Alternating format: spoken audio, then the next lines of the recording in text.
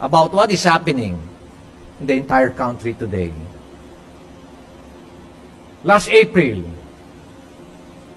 news came out that our national debt is already at 13.86 trillion.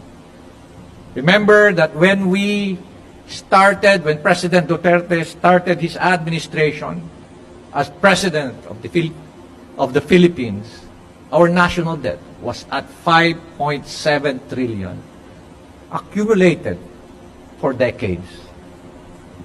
In just a matter of 7 years, our national debt increased by as much as 142%.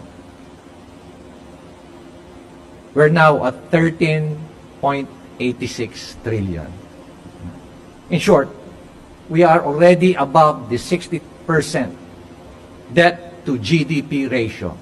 Ang ibig sabihin niyan, each and every Filipino, kapapanganak pa lang, may utang na 113,000 pesos. According to Carchua, our ability to pay our debt would depend on our ability to manage our financial leakages. And so I asked, ano ba yung financial leakage? And no less than the former Secretary of NEDA said, ang final leakage na sinasabi ko, a big chunk of that goes to corruption. And surprisingly, when the news came out, na ang utang pala natin is already at 13.86 trillion, only very, very few members of our legislative branch, people from Congress, raised hell. Ulitin ko, only very few raised hell. It is at this backdrop, or against this backdrop, that I will like to share with you this narrative. Last year, I was invited by the Civil Service Commission and the Department of Interior Local Government to talk before newly elected officials twice. In one session, there are about 150 mayors. A second session, about 200 mayors. Last March, I was given a chance again to talk to about 1,100 municipal mayors, all members of the League of Municipalities. 3 weeks ago, I had a chance to talk and speak before vice governors of the different provinces. In all occasions, my topic was technology and governance. Basically, how do you use technology in enhancing the way we govern, the way we process, the way we manage our local government unit. For the first 15 minutes, everybody was just so enthusiastic, listening to me, looking at my impressive presentation. And then I start talking about good governance. I start talking about traditional politics. I start talking about corruption and its direct correlation with poverty. And when I start doing that, they also start looking at their cell phones.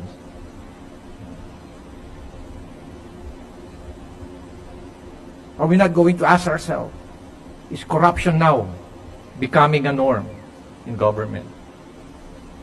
Is good governance becoming an exception? Nakakalungkot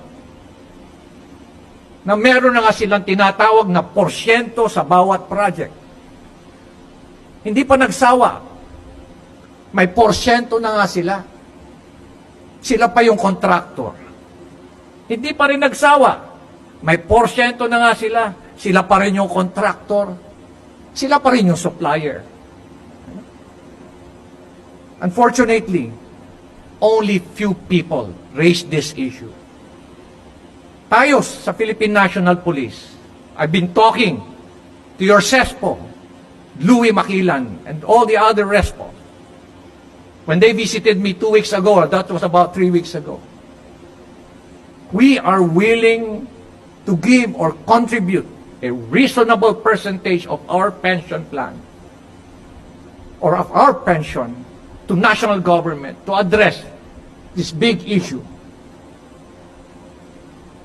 Pero nakakalungkot.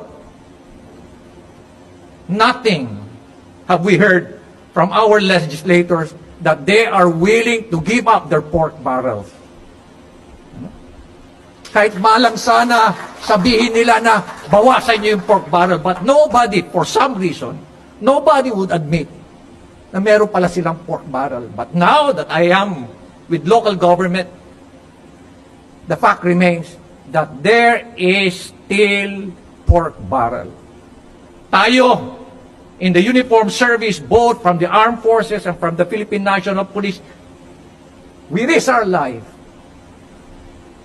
We risk equality time with our family.